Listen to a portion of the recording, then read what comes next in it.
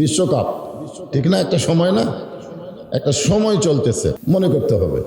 আজকে আমাদের বাংলাদেশে আপনি বলেন তো, যারা 5 ওয়াক্ত নামাজি তারা কোনোদিন ব্রাজিলের পতাকা টাঙ্গাবে? আপনি অনুবীক্ষণ যন্ত্র দিয়ে খোঁজেন, 5 ওয়াক্ত নামাজিরা কোনোদিন আর্জেন্টিনার পতাকা টাঙ্গাবে না।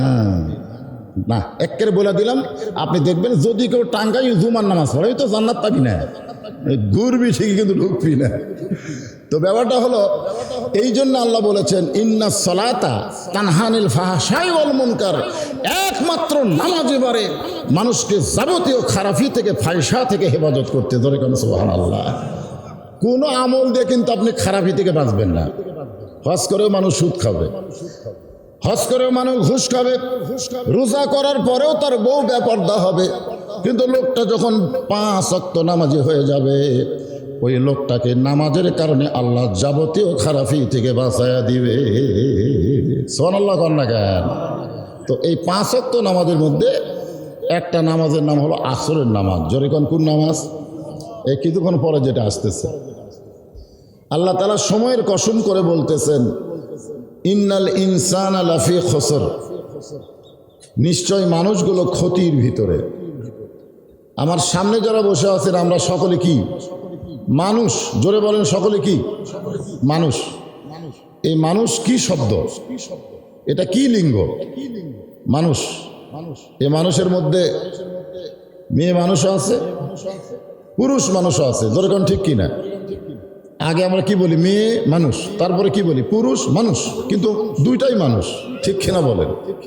তাহলে বোঝা গেল ইনসান শব্দ দিয়ে আল্লাহ মানুষ বুঝালেন। আর এই মানুষের মধ্যে নারী পুরুষ 2 দল আছে না নাই? কথা কয় না। মানুষ উভয় লিঙ্গ, কিন্তু আমাদের বর্তমান বাংলাদেশে 50 বছর পরে এই উভয় লিঙ্গ ছাড়া একটা লিঙ্গ চেয়ারম্যান হচ্ছে। এটা কিন্তু স্বাধীনতার পরে হয়নি, এইবারই প্রথম হয়েছে। বাংলাদেশের জমিন একটা হিজড়া চেয়ারম্যান হচ্ছে। ধরে কোন কি চেয়ারম্যান? কথা কয় না। আচ্ছা, হিজড়া এটা কোন লিঙ্গ? আল্লাহ যেখানে ইনসান বললেন, ইনসান মানে মানুষ, নিশ্চয় মানুষগুলো ক্ষতির ভিতরে। এই মানুষের মধ্যে কি হিজড়া আছে? আপনাদের কি মনে হয় আছে? আছে। আমরা শুধু জানি নারী পুরুষ, কিন্তু আর একটা গ্রুপ আছে, তার নাম হলো হিজড়া। হিজড়াটা কি? এরা পুরুষও না, নারীও না। এখন আল্লাহ বলতেছে নিশ্চয় মানুষগুলো ক্ষতির ভিতরে। আলোচনা শুরু করার আগে জিনিসটা আপনাকে বুঝাচ্ছি। যেখানে আল্লাহ ইবাদতের কথা বলেছেন, এই কোরআন শরীফের মধ্যে ইবাদতের কথা আছে না নাই? আছে। সেখানে আল্লাহ বলতেছেন অমা খলাকতুল জিন্না ওয়াল ইনসা ইল্লা লিয়াবুদুন, মানুষ এবং জিনকে আল্লাহ ইবাদতের জন্যই সৃষ্টি করেছে। বলেন সুবহানাল্লাহ। কিসের জন্যে? আচ্ছা, তো ইবাদতের কথা যেখানে আল্লাহ বললেন, সেখানে আল্লাহ জিন এবং মানুষ উল্লেখ করলেন। তো যেখানে আল্লাহ ক্ষতির কথা বলতেছেন, সেখানে আল্লাহ জিনকে বাদ দিলেন। এখানে আসলে আল্লাহর কি বলা দরকার ছিল? আল্লাহর বলা দরকার ছিল মানে ওই আয়াত অনুযায়ী যে ইন্নাল জিন্না ওয়াল ইনসানা লাফি খুসর, নিশ্চয় জিন এবং মানুষ ক্ষতির ভিতরে। কিন্তু ইবাদতের কথা জায়গায় আল্লাহ জিন ইনসান একত্র করলেন, আর ক্ষতির জায়গায় আল্লাহ জিনকে বাদ দিলেন, শুধু মানুষের কথা উল্লেখ করলেন।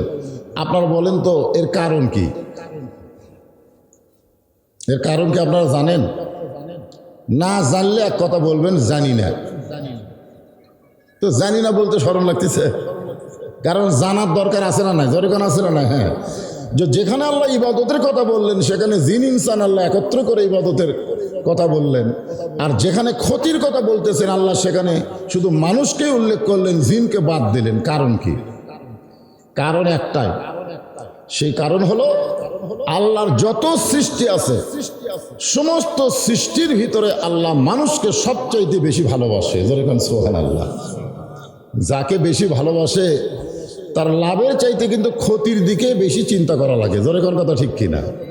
আপনি যদি আগে খেলে লাভ নিয়ে চিন্তা করেন, ক্ষতির দিকে না তাকান, তার হবে না। তো আজকে আমাদের ছেলেরা বিশ্বকাপ নিয়ে ব্যস্ত হয়ে গেছে। কোন দল জিতবে, কোন দল ঠকবে, সেটা পরের কথা। কিন্তু আমাদের ছেলেরা যে ব্যস্ত হয়ে গেছে, এটা কি তাদের লাভ হচ্ছে না ক্ষতি হচ্ছে?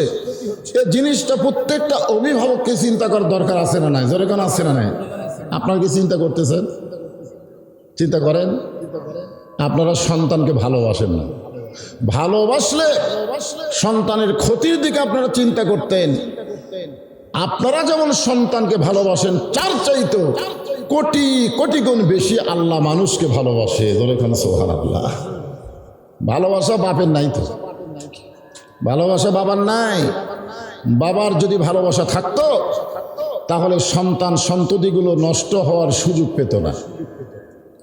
অনেক বাবা চায় তার সন্তান দুনিয়াতে ভালো থাক। যে বাবারা চায় দুনিয়াতে সন্তান ভালো থাক, এরা হলো ভেজাল বাপ। জোরে কন কি বাপ? আমার কথার সাথে একটু কথা বলেন, হাঁ হো করেন। কথা কি আপনারা শুনতে পাচ্ছেন? তাহলে একটা হাঁ হো করা লাগবে। যে বাবারা চায় দুনিয়াতে তার সন্তান ভালো থাক, সেটা হলো কি বাপ? ভেজাল বাপ।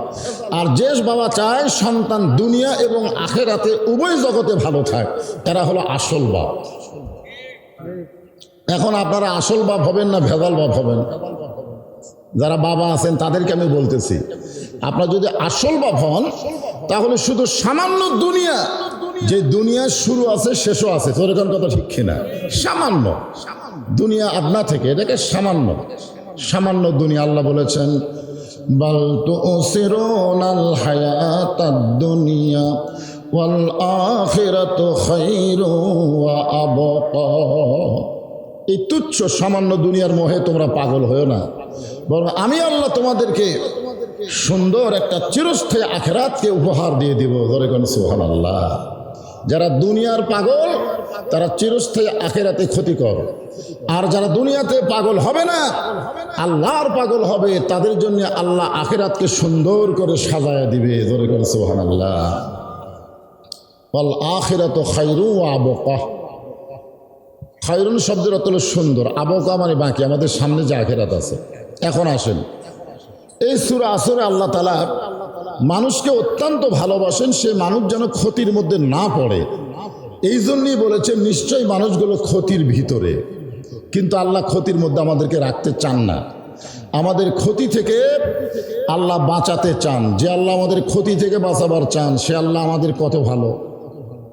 হিসাব করে দেখছেন কোনোদিন আল্লাহ কেমন ভালো?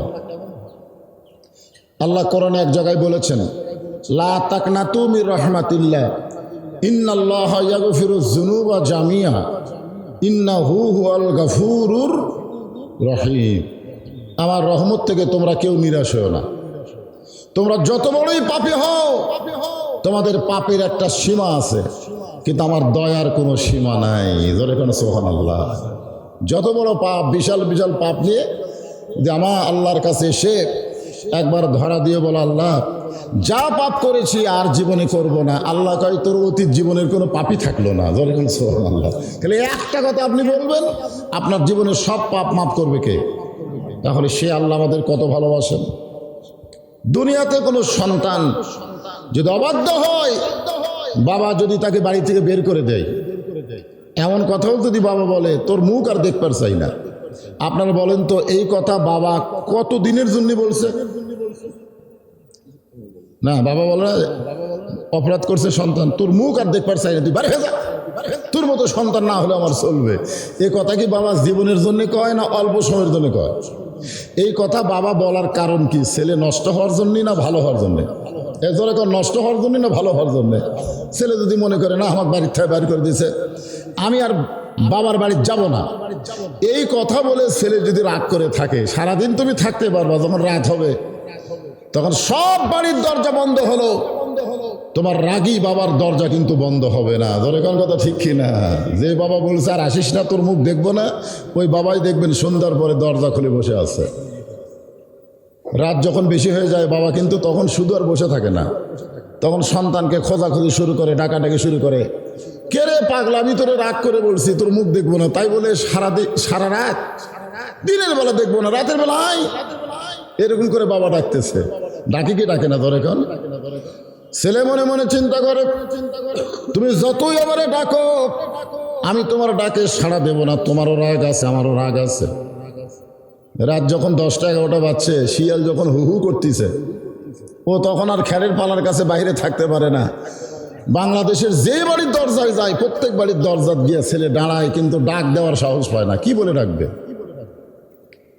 বাবার বাড়ির দরজায় এসে ছেলে যখন বাবা বলে ডাক দেয়, সঙ্গে সঙ্গে বাবা দৌড়ে গিয়ে ছেলেকে বুকের মধ্যে নিয়ে বলে, বাজান রে, তুই যত বড় অপরাধ করিস না কেন, আমাকে বাবা ডাকার সঙ্গে সঙ্গে তোর সব অপরাধ মাফ হয়ে গেছে। আল্লাহ বলে, বান্দা, দুনিয়ার সন্তান বাবা বলে ডাকলে বাবা যদি তার বাড়ির দরজা খুলে দিয়া তার কলিজার মধ্যে ঢুকে নেয়, আমি তোমার বাবার চাইতে কোটি কোটি গুণ বেশি দয়া রেখেছি। আমাকে একবার আল্লাহ বলে ডাকো, আমি তোমার জন্য 8টা জান্নাতের দরজা খুলে দিব। আমাদের সেই দয়ার আল্লাহ আছে না নাই? সে আল্লাহ বলতেছেন, ইল্লাল্লাযীনা আমানু ওয়া আমিলুস সালিহাত ওয়া তাওয়াসাউ বিল হক ওয়া তাওয়াসাউ বিস সবর। এখানে 4টা কথা আছে। যেরকম কয়টা? 4টা। তার মধ্যে 1 নম্বর হলো ঈমান। আমরা যারা এখানে বসে আছি, আমাদের ঈমান আছে না নাই? যেরকম আছে না নাই? বাবাজিরা ওই পারে না থেকে এই পারে আসো। মুরগির তলের ডিমের বাচ্চা হয়, 12টা ডিম দিছে, 9টার বাচ্চা হচ্ছে, 3টার হয়নি। এখন মুরগিওয়ালা চিন্তা করে, দিলাম 12টা, হলো 9টা, 3টার হলো না কেন? এক বুদ্ধিজীবীর কাছে বলতেছে, আমার 3টা ডিমের বাচ্চা না হওয়ার অপরাধ কি? এই 9টার হচ্ছে কিন্তু 3টার হয়নি কেন? তখন বলতেছে, এই 9টা মুরগির নিচে ছিল, এই জন্য উষুম পায়ে বাচ্চা হচ্ছে। আর এই 3টা খালি সাইড মারছে। যখন কি মারছে? সাইড মারছে। তো এই সামেনার তলে হলো মুরগির নিচে থাকার মতন, আর এই সাইড মারা এটা লক্ষণ ভালো মতো। লক্ষণ ভালো। সবাই ভিতরে আসো, জায়গা আছে ইনশাল্লাহ, এখন অনেক জায়গা আছে। ভিতরে এসে বসো, আল্লাহর রাস্তে বসো কিছুক্ষণ, দেখা যাক আল্লাহ কি করে। এখানে বসলে লাভ না লস?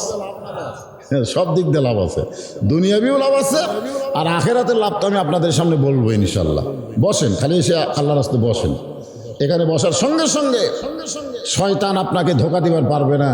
কারণ এমন একটা আঙ্গিনার মধ্যে আপনি বসেছেন যে আঙ্গিনাকে বলা হয়েছে রিয়াজুল জান্নাহ, বেহেশতের টুকরা। ধরে কারণ সুবহানাল্লাহ, বেহেশতের টুকরার মধ্যে যারা আসে ওরা বেহেশতের দিকে অনেক অ্যাডভান্স হয়ে যায়। কারণ জান্নাতের বাগানে যখন ঢুকতে পারছে, জান্নাতে তো ঢুকতে পারবেই। কেমন পারবে কি পারবে না? আল্লাহ যদি এমন সুযোগ দেয় যে আজকে এই মহিলা মাদ্রাসার মাহফিলের জান্নাতের বাগানে যারা ঢুকলো, আমি আল্লাহ তাদেরকে মাফ করে জান্নাতেও ঢোকার ব্যবস্থা করে দিলাম। এরকম সুযোগ যদি আল্লাহ দেয়, সুযোগ কি হাতছাড়া করা যাবে? এই জন্য সবাই ভিতরে আসে। 1 নম্বর হলো ঈমান। বাবাজিরা সকলে মনোযোগ দেবেন। 1 নম্বর ঈমান।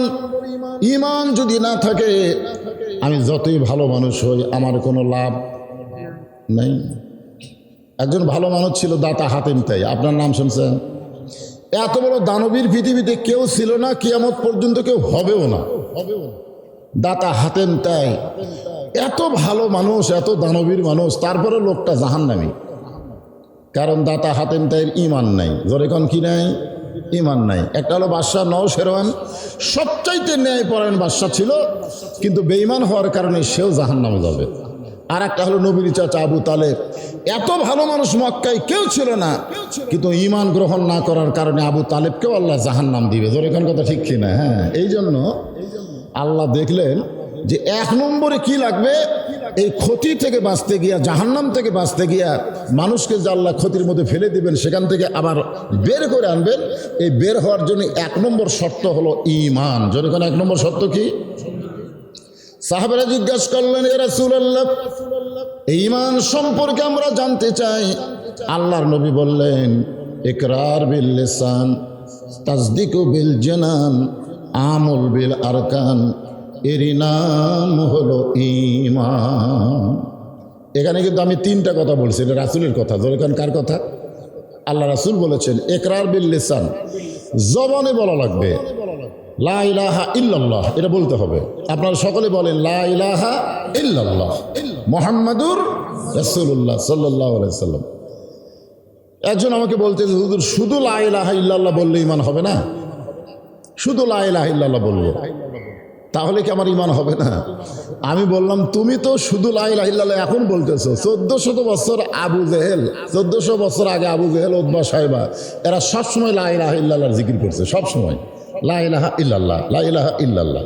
তো রাসূল বলতেছে আল্লাহ, এদেরকে আমি কলেমার দাওয়াত দেওয়ার আগেই এরা লা ইলাহা ইল্লাল্লাহ জিকির করে, এদের খবর কি? আল্লাহ বলতেছে ওরা কিয়ামত পর্যন্ত লা ইলাহা ইল্লাল্লাহ জিকির করলেও আমি আল্লাহ খুশি হব না। আল্লাহ রাসূল বলে তাহলে আপনি কখন খুশি হবেন? রাসূল বললেন যখন এরা মুহাম্মদ রাসূলুল্লাহ বলবে তখন আমি আল্লাহ খুশি হব। কারণ আপনাকে রাসূল হিসাবে না মেনে আমাকে আল্লাহ হিসাবে কখনো মানা যাবে না। এই জন্য আল্লাহ কোরআনেও বলেছেন, কুল, হে রাসূল আপনি বলেন, ইন কুনতুম তুহিব্বুনাল্লাহ ফাত্তাবিউনি ইউহিব্বুকুমুল্লাহ, কেউ যদি আমি আল্লাহকে পাওয়ার চায় আপনাকে বাদ দিয়া আমি আল্লাহকে পাওয়ার কোনো রাস্তা নাই।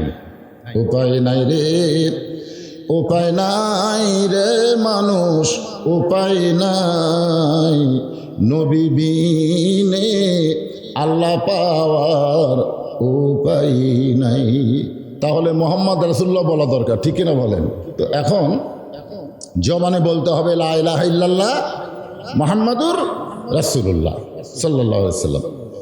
এটা শুধু জবানে বললে হবে না, তাসদিকু বিল জানান, এইটা কলিজার মধ্যে আপনাকে সেট করা লাগবে, আপনার অন্তরে সেট করা লাগবে। আজকে জবানে লা ইলাহা ইল্লাল্লাহ জিকির করে আর চারিদিকে তাকায়, চারিদিকে তাকায়।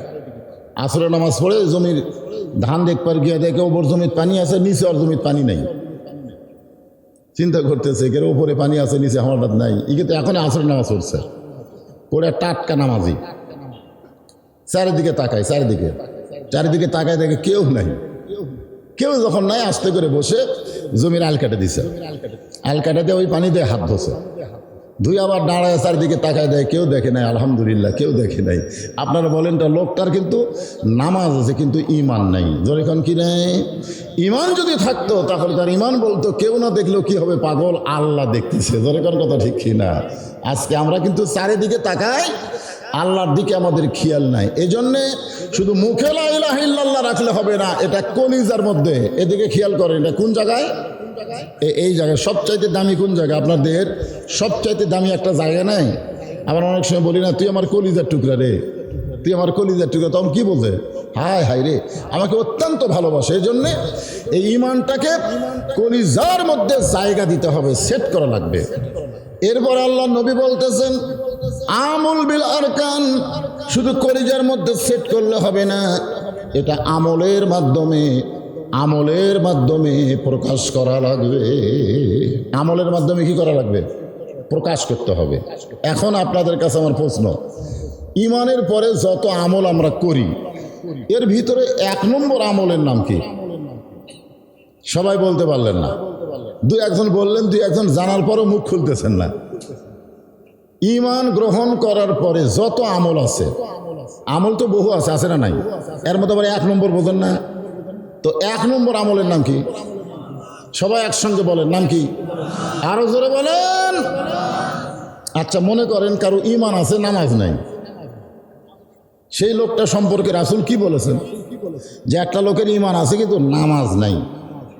রাসূল বলেছেন লা সলাতা লা ইমানা, যার নামাজ নাই তার ইমানও নেই। কেমন কথা? আমাদের বাংলাদেশে 90% মুসলমান, এটা সরকারি হিসাব। কেউ বলে 94% মুসলমান, এটা সরকারি হিসাব। কিন্তু আল্লাহর হিসাবে কত? এই একটা আল্লাহর হিসাব নাই। আল্লাহ যদি বেয়ানামদিকে বেঈমান হিসাবে ছেড়ে দেয়, যারা নামাজ পড়ে না এরা বেঈমান। রাসূলের হাদিস অনুযায়ী লা সলাতা লা ইমানা, যার নামাজ নাই তার ইমান নাই। তাহলে আমাদের এই হিসাবে, রাসূলের হাদিস হিসাবে আমরা কত % মুসলমান? কথা কয় না।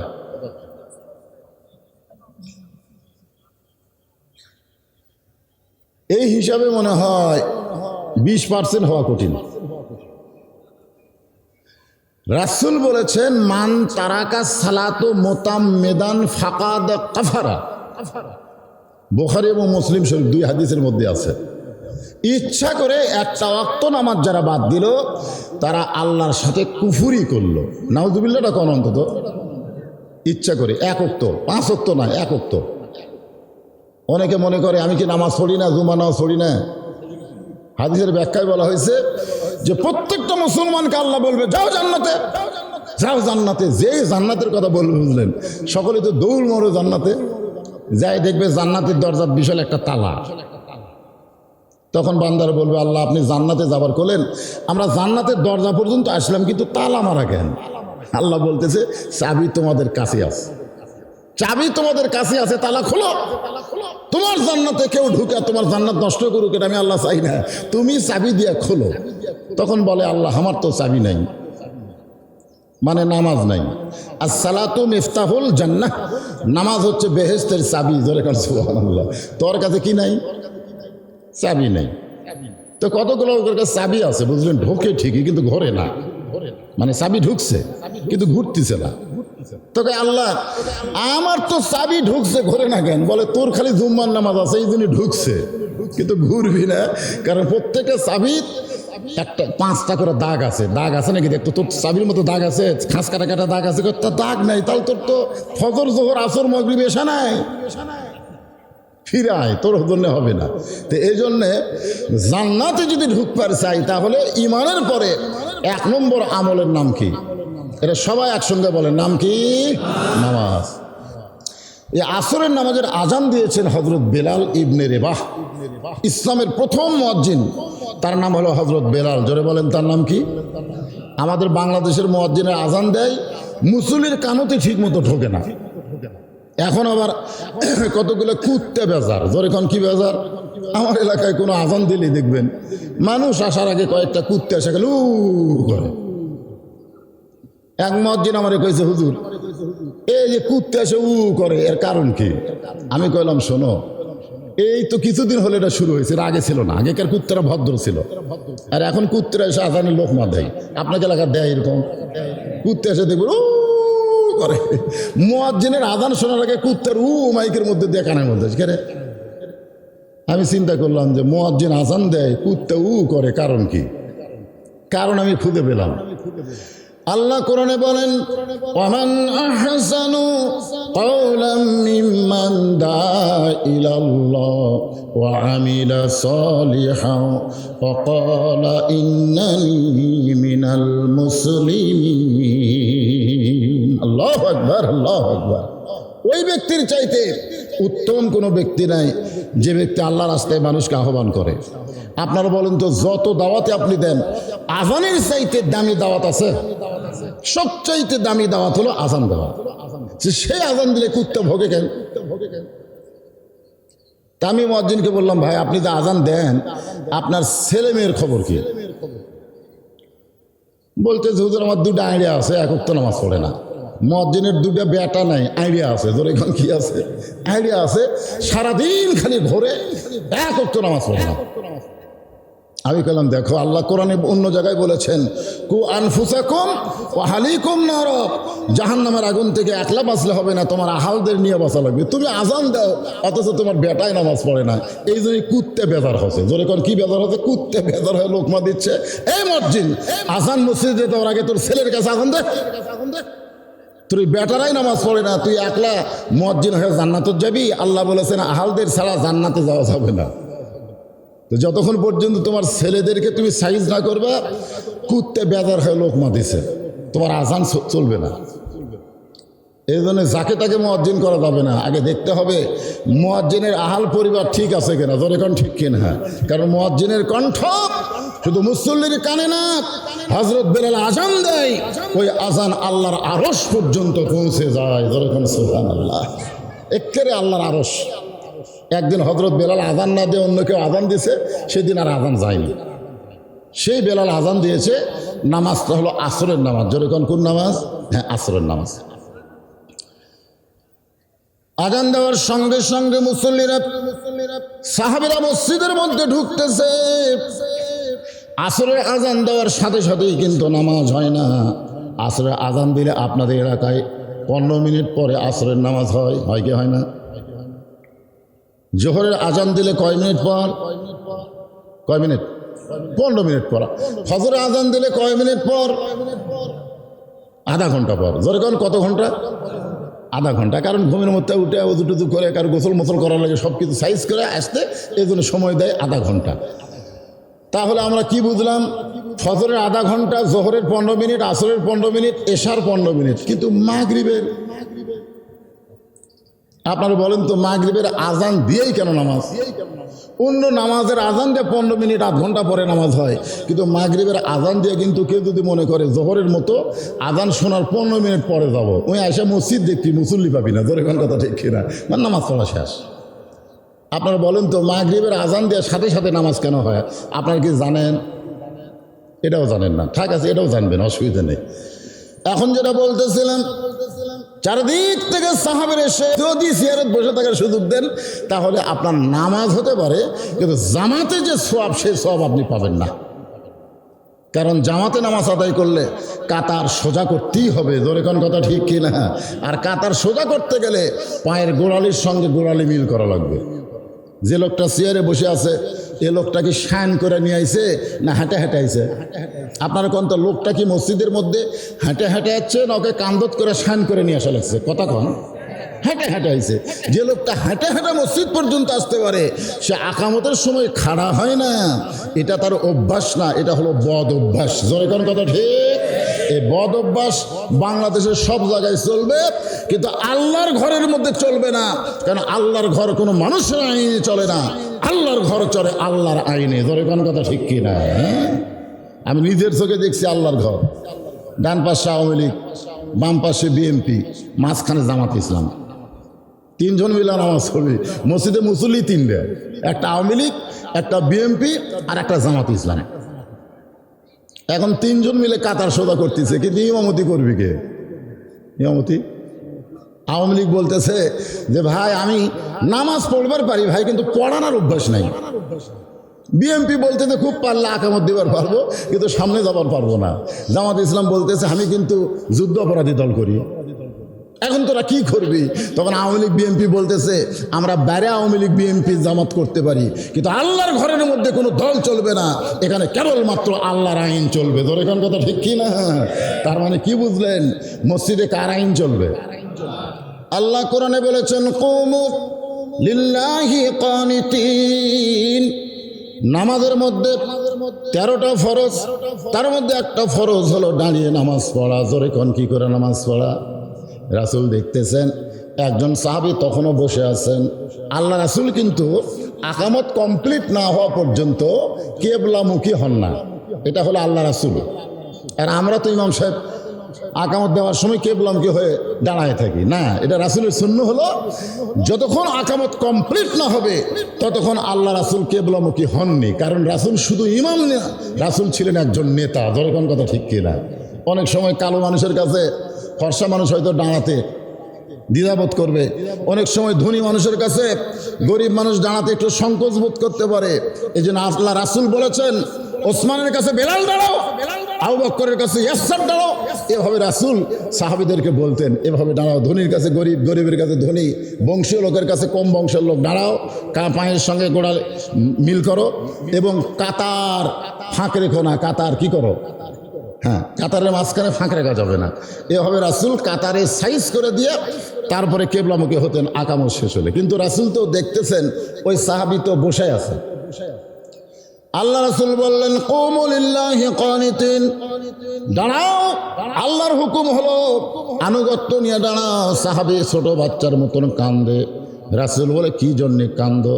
বলে ইয়া রাসূলুল্লাহ আমি দাঁড়াবার চাই, কিন্তু আমার দেহ দাঁড়ানোর মতন কোনো শক্তি নাই।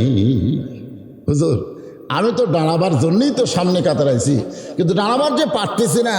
আজকে 2 দিন হলে না খাওয়ার কারণে আমার শরীরটা এত দুর্বল হয়ে গেছে, এত দুর্বল যে আমি দাঁড়াবার চাইলে আমার মাথা চক্র দেয়। মাথা কি মাথা ঘুরে আমি বসে যাই, আমি পড়ে যাই। এই জন্যে আমি দাঁড়াবার পারতেছি না। আপনি বলেছেন যে আজান শোনার পরে কোনো পুরুষ মানুষের নামাজ বাড়িতে হবে না। এই কারণে এই দুর্বল অবস্থায় হামাগুড়ি দিয়ে দিয়ে এই মসজিদের সামনে কাতারে বসে গেছি। হুজুর আপনি দাঁড়াবার বললেও, আল্লাহ দাঁড়াবার বললেও তো আমি দাঁড়াবার পারতেছি না। এমন সময় রাসূল বললেন ওসমান।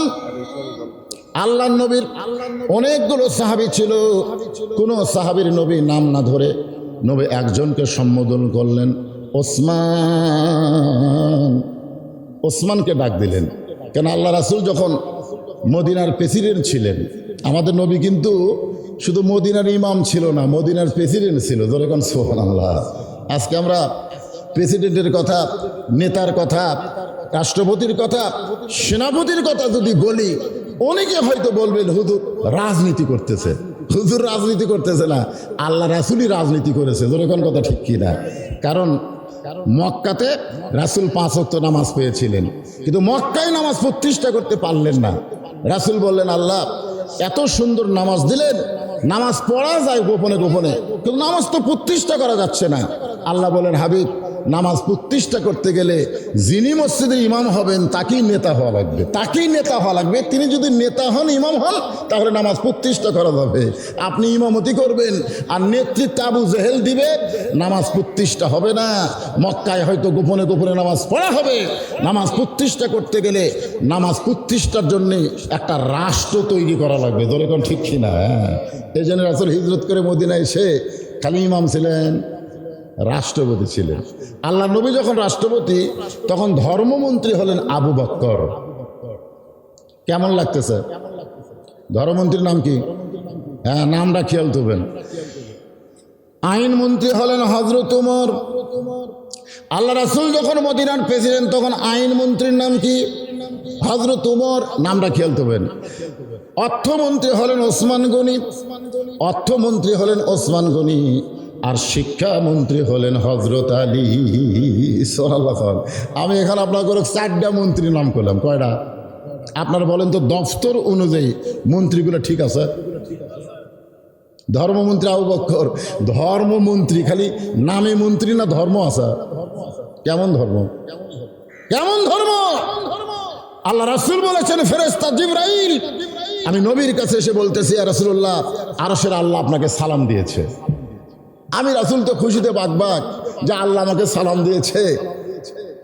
জিবরাইল বলতেছে, ইয়া রাসূলুল্লাহ, আল্লাহ শুধু আপনাকে সালাম দেয়নি, আপনার ধর্মমন্ত্রী আবু বকরকেও সালাম দিয়েছে। আমি নবী চমকে গিয়ে বললাম, জিবরাইল আমার সঙ্গে তোমার দেখা হবে, আল্লাহর সালাম তুমি আমাকে পৌঁছাবার পারবে, কিন্তু আবু বকরের সঙ্গে তো তোমার দেখা হবে না। তাহলে আবু বকরকে যে আল্লাহ সালাম দিল, এই সালাম কে পৌঁছাবে? তো জিবরাইল বলতেছে, হুজুর এই দায়িত্ব আল্লাহ আপনাকে দিছে। তো নবী বলতেছে, জিবরাইল আমার আল্লাহ আবু বকরকে সালাম দিল, এমন কি আমল করে যে আমল করার কারণে আল্লাহ আবু বকরকে সালাম দিল? জিবরাইল বলতেছে, হুজুর এটা আপনি তদন্ত করে জানতে পারেন যে আপনার আবু বকর এমন কি আমল করে যে আমল করার কারণে আল্লাহ সালাম দেয়, আপনি তদন্ত করেন। দিনের বেলায় রাসূল তদন্ত না করে গভীর রাত্রে আবু বকরকে তদন্ত করার জন্য বের হলেন। দুনিয়ার সবাই যখন ঘুম পাড়তেছে, এমন সময় আবু বকরের ঘরের জানলার কাছে রাসূল দাঁড়ায়। ঘরের ভিতর থেকে ফোফানো ফোফানো কান্নার আওয়াজ আসতেছে।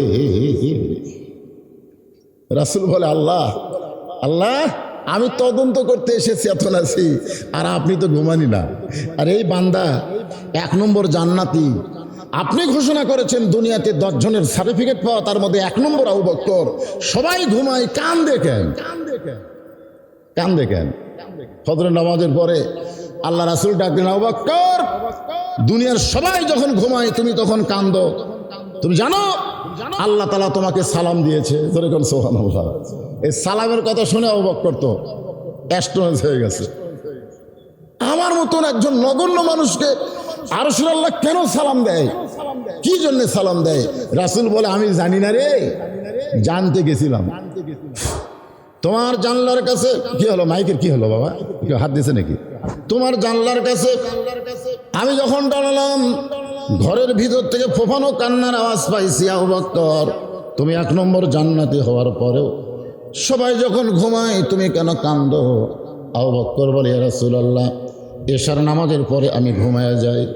হুজুর আল্লাহ কোরআনে বলেছেন, অমিনাল লাইলি ফাতাহাজ্জাত বিহি নাফিলাতাল লাক। রাতের এমন একটা অংশ আছে যে অংশে আল্লাহ তাহাজ্জুদের নামাজ নফল করেছে।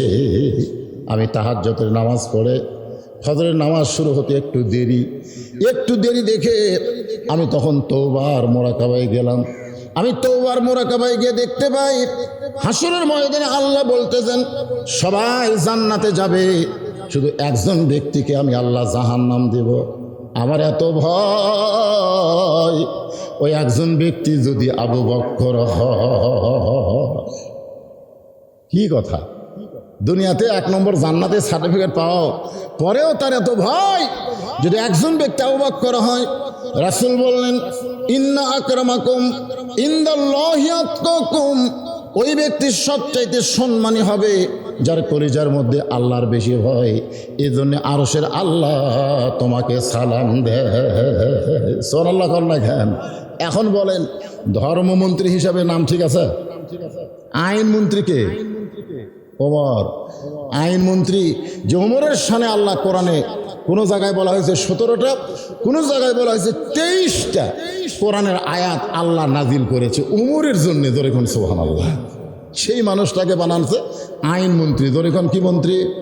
আপনার বলেন তো ওমর ফারুকের কাছে আইন কেমন? কেমন আইন? খালি আইন কি জনগণের জন্য না নিজের জন্য? তার জীবনে পড়ে দেখেন অর্ধ পৃথিবীর খলিফা হয়ে যখন জুমার দিনে মসজিদে খুতবা দিচ্ছে, খুতবা এরকম ওয়াজ করতেছে জুমার দিনে, নামাজের আগে ওয়াজ নাই, খুতবা যেটা সেটাই তো ওয়াজ। যখন খুতবা দিচ্ছেন মাঝখান থেকে এক মুসল্লি দাঁড়িয়ে বলতেছে ইয়া আমিরুল মুমিনিন, আপনার খুতবা শুনবো না, আপনার খুতবা শুনবো না। আচ্ছা চিন্তা করেন, আপনাকে মাঝখান থেকে কেউ দাঁড়িয়ে বলে হুজুর আপনার ওয়াজ আমরা শুনবো না, তখন আমি একটা পাইনসা বক্তা হলেও কিন্তু তখন মেজাজ গরম হবে। ধরে কোন কথা ঠিক কিনা?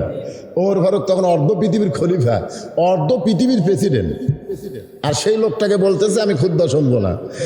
ওমর ফারুক বললেন আমার অপরাধ কি? বলতেছে আপনার অপরাধ হলো আমাদেরকে খাটো পাঞ্জাবি দিয়ে আর আপনি লম্বা জুব্বা পরে খুতবা দেবেন। আমাদেরকে বাইতুল মাল থেকে খাটো খাটো পাঞ্জাবি দিয়ে আর আপনি হিয়া লম্বা জুব্বা পরে খুতবা দেবেন। এই লম্বা জুব্বা কোথায় পেলেন? যতক্ষণ না বলবেন ততক্ষণ খুতবা শুনবো না। আচ্ছা আমাকে কোনো এমপি যদি এরকম কথা কেউ কয়, আশেপাশে পুলিশ আছে না নাই? এমপি কি বলা লাগবে? ধর। পুলিশরা দেখবে কেরে এত বড় নেতার সাথে এরকম কথা, ধর ধর। ওখানে একটা সাহাবী কথা বলতেছে না, সবাই উমরের দিকে তাকায় আছে। উমরের চোখ দেখালে দর দর করে পানি পড়তেছে। এমন সময় আব্দুল্লাহ ইবনে ওমর ফারুকের সন্তান বাবার পাশে গিয়ে বলে রে নবীর সাহাবীরা, তোমাদের পাঞ্জাবি খাটো হলেও তো তোমরা নতুন পাঞ্জাবি পরে নামাজ পড়তে এসেছো, কিন্তু আমার পরনের দিকে তাকায় দেখো আমার পরনে কোনো নতুন কাপড় নাই। সবাই আশ্চর্য হয়ে বলে আব্দুল্লাহ আজকে জুমার দিনে নতুন কাপড় না পরে তুমি পুরাতন কাপড় কেন পরছো বাবা? আব্দুল্লাহ বলতেছে যেই জুব্বা বড় হওয়ার কারণে তোমরা লোকমা দিলা, ওই জুব্বার ভিতরে আমার কাপড় আল্লাহ আমার বাবা জোড়া দিয়েছে। দুনিয়ার সবাই যখন ঘুমাইছিল আমার বাবা তখন আমার দরজা দিয়ে বলে আব্দুল্লাহ আগামীকাল জুমার দিন তোমার মনে আছে? বলে 100 বার মনে আছে। তা আমি জুম্মায় খুতবা দেবো খাটো পাঞ্জাবি, তোমার ডামাক দান করে দে বাবা, তোর ডামারটা মিলে একটু জুব্বা বানাবার চাই। আমার পাঞ্জাবি বাবার পাঞ্জাবি একত্র করে বাবা জুব্বা পরে তোমাদের খুতবা দিচ্ছে। এখন বলো খুতবা শোনা যায় কিনা? সমস্ত সাহাবেরা কান্দের বলে যখন আল্লাহর কোরআন দিয়ে রাষ্ট্র চলবে তখন এমন সুন্দর নেতা আল্লাহ মুসলমানদেরকে উপহার দিয়ে দিবে। ধরে এখন সুবহানাল্লাহ। আর মানুষের তৈরি আইন দিয়ে যখন রাষ্ট্র চলবে তখন কেমন নেতা আমরা দেখতেছি। ধরে কোন কথা ঠিক কিনা ভাইজান? আইনমন্ত্রী হযরত ওমর, অর্থমন্ত্রী ওসমান গনি। নবী কিন্তু কোনো সাহাবীকে ডাক দেয় নাই, ডাক দিয়েছে ওসমান। অর্থমন্ত্রীকে ডাক দিয়ে বলতেছে ওসমান রে, তোমার ভাই আজকে 2 দিন হলে না খাওয়ার কারণে, তোমার ভাই 2 দিন হলে না খাওয়ার কারণে নামাজ দাঁড়ায় গেছে, অথচ দাঁড়াবার পারতেছে না। সে দাঁড়াতে গিয়ে তার মাথা ঘুরতেছে। আল্লাহ তোমাকে এত সম্পদ দান করেছে, সুবহানাল্লাহ কোন আল্লাহ তোমাকে এত সম্পদ কি করছে? ওসমান গনিকে রাসূল কি বলতেছেন? তুমি এত সম্পদের মালিক হইছো, এ কথা কিন্তু বলতেছেন না। আপনারা খুব খেয়াল করে শুনবেন। রাসূল বলতেছেন আল্লাহ তোমাকে এত সম্পদ দান করছে। তার মানে আমরা যারা ধনী আমরা কি সম্পদের মালিক না আল্লাহ আমাকে দান করছে? ধরে কোন দান করছে না সম্পদের মালিক? দান করছে। তো আল্লাহ আমাকে এত সম্পদ দান করছে, এই বিশ্বাস যদি কলিজায় থাকতো তাহলে আজকে বাংলাদেশে আজকে বাংলাদেশে আমাদের এইরকম অবস্থা হতো না। আমরা টাকা পয়সা পাওয়া মনে করি এটা আমার টাকা, আমার না, এটা আমার টাকা। আপনার টাকা এটা দিছে কে? কথা কয় না, দিছে কে? এর মধ্যে গরিবের 2.5 টাকা আছে না নাই? 100 টাকার মধ্যে কয় টাকা? 2.5 টাকা। 1000 টাকার মধ্যে 2.5 টাকা, 25 টাকা। যেরকম কয় টাকা? 1 লাখের মধ্যে। তাহলে দেখেন, চিন্তা করে দেখেন, বাড়তিছে।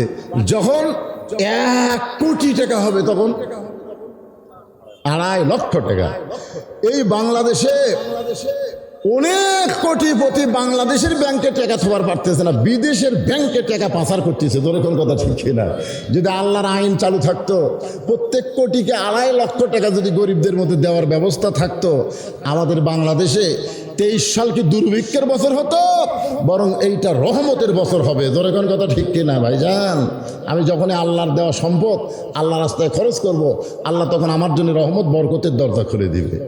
রাসূল বলতেন, ওসমান, আল্লাহ তোমাকে এত সম্পদ দান করেছে, তোমার ভাই আজকে 2 দিনে হলে না খেয়ে আছে। ওসমান গনি কান্দের বলে, ইয়া রাসূলুল্লাহ, আমার ভাই 2 দিন হলে না খেয়ে আছে, এটা যদি আমি আগে জানতাম আমি নিজে না খাইয়া আমার ভাইয়ের কাছে খাবার পৌঁছায় দিতাম। সুবহানাল্লাহ খান। আচ্ছা, অর্থমন্ত্রী যে কথা বললো, এ কথা কি ঠিক? ওসমান গনি কি মন্ত্রী? আপনারা একটু হোহা করেন বারে। অর্থমন্ত্রী যে কথা বলল, এটা কি শুধু মুখের কথা না অন্তরের কথা? আল্লাহ রাসূলের কাছে এক সাহাবী এসে বলতেছে, ইয়া রাসূলুল্লাহ, আমি তো খুবই অসহায় গরিব মানুষ, আপনি যদি আমার কিছু একটু সাহায্য করতেন। সঙ্গে সঙ্গে রাসূল এভাবে জুব্বাখানা, এই যে জুব্বা আছে, এই জুব্বাটা আলোক করলেন। তা আলোক করে দেখে ওই রাসূল ক্ষুধার জ্বালায় পেটে পাথরের কুচি কুচি পাথর কাপড় দিয়ে এরকম বেঁধে রাখছে। সাহাবী মনে মনে কয়, আমি তো আর কি গরিব রে, রাসূল তো আমার চাইতে বেশি গরিব। তো যখন ওই সাহাবী চলে যাচ্ছে, আল্লাহ রাসূল বললেন, আম্মা সাইলা ফালা তানহার। আল্লাহ কোরআনে বলেছেন, সায়েলকারীকে এভাবে ফিরে দেওয়া যাবে না। বসো। বলে, ইয়া রাসূলুল্লাহ, কেমনে বসবো? ক্ষুধার জ্বালায় আপনি পেটে পাথর বাঁধছেন, আমি তো এখন পর্যন্ত পেটে পাথর বাঁধি নাই, তার মানে আপনার চাইতে আমার অভাব কম। হুজুর, আপনি আমারে বসতে বলেন। রাসূল বললেন, বসতে বললাম, বসো। সাহাবী যখন বসে গেছে, এমন সময় রাসূল ডাক দিলেন, আলী। সাহাবী মনে মনে কয়, এমন একজনক ডাক দিল, এই তো আমার চাইতে গরিব। আলী এসে বলে, লব্বাইকা রাসূলুল্লাহ, আমার ডাকেন কেন? রাসূল বললেন, দেখো, তোমার এই ভাই ক্ষুধা নিয়ে আমার কাছে খাবার সাহায্য চাইছে, তা আমি তো খাবার দিবার পারতেছি না। আলী বলতেছে, হুজুর 2 দিন হলে হামও খাইনি, আমার ডাকে কোনো লাভ হবে না। রাসূল বললেন, তোমাকে দেওয়ার জন্য ডাকিনি তো, বরং তুমি ওসমানের কাছে এমন একটা চিঠি লিখবা, যে চিঠির মধ্যে 2000 টাকার অঙ্ক বসানো থাকবে, নিচে আমি নবীর নাম সুন্দর করে লিখে দিবে। রাসূলের কথা মতো হযরত আলী একটা চিঠি লিখলেন ওসমানের কাছে, যে পত্রবাহককে চিঠি পাওয়ার সঙ্গে সঙ্গে 2000 টাকা দিয়ে দিবেন, নিচে আল্লাহ রাসূলের নাম। তাহলে এটা কে হুকুম করলো? রাসূল। এখন গরিব সাহাবী চিঠি নিয়ে তো ওসমানের দরবারে গেছে, 2000 টাকা। 2000 টাকা পেলে তো 2 বছর চলবে। সেই সময় 2000 বুঝতেছেন না, 2 বছরের কোনো টেনশন নাই। কিন্তু চিঠি নিয়ে যায় দেখে ওসমান গনি কেশিয়ারের সঙ্গে ঝগড়া করতেছে 4 আনার জন্যে। এই কেশিয়ার, সারাদিন কি হিসাব করিস? 4 আনার মিল দেয়নি কেন? 4 আনার মিল না পর্যন্ত তোর ছুটি নাই। কেশিয়ার খালি সমানে হিসাব করে খাতা পাল্টায়, 4 আনার হিসাব আর মিলে না। গরিব সাহাবী কয়, কে রে, চিঠির মধ্যে 2000 টাকা, আর এই 4 আনার জন্য যে হারে কেশিয়ার ধরলো, এই তো দান করার মানুষ না। নবীর কাছে গিয়ে বলতেছে, হুজুর, আপনি দিবার পারবেন না? ঠিক আছে, এটা কার কাছে পাঠালেন? এমন ব্যক্তির কাছে পাঠালেন, সে 4 আনার জন্য কেশিয়ার ছাড়ে না। আল্লাহ রাসূল বলে, তুমি চিঠি দিছা, দেওয়ার পরিবেশই পাইনি, আবার যাও। নবীর কথা মতো সাহাবী আবার গিয়ে দেখে কেশিয়ারের কপাল ঘাম টস করে পড়তেছে। আর ওসমান গনি কিছুক্ষণ পরেই বলতে, 4 আনার হিসাব দিলে ছুটি, না ছাড়া ছুটি নাই। গরিব কয়, না, নবীর কাছে আর যাবো না, গেলে আবার পাঠাবে, দরকার নাই। না খায় বসে থাকা যায়, কিন্তু ঘোরা যাবে না। অযথা ঘোরা যাবে? গোপন পথ দিয়ে যখন পলাবার চাচ্ছে, দেখে রাস্তার মোড়াই হয়তো আলী দাঁড়ায় আছে। আলী বলতেছে, ভাই, আমার হাসান হোসেন 2 দিন হলে খায়নি ভাই রে, ক্ষুধার জ্বালায় কানতেছে, খালি 2 টাকা মাখা দিয়ে দে। আমি তো ভিক্ষা চাচ্ছি না, তোকে সিটি লেখা দিছি, তুই 2000 পাচ্ছি, সেখান থেকে 2 টাকা আমাকে দিবি না? হাদিয়ার নাম কি? এটা হাদিয়া, এটা সাহায্য না, এটা তোকে সিটি লেখা দেওয়ার হাদিয়া, মুহুরি। গরিব কান্দের বলে 2 টাকা কোত্থেকে দিব?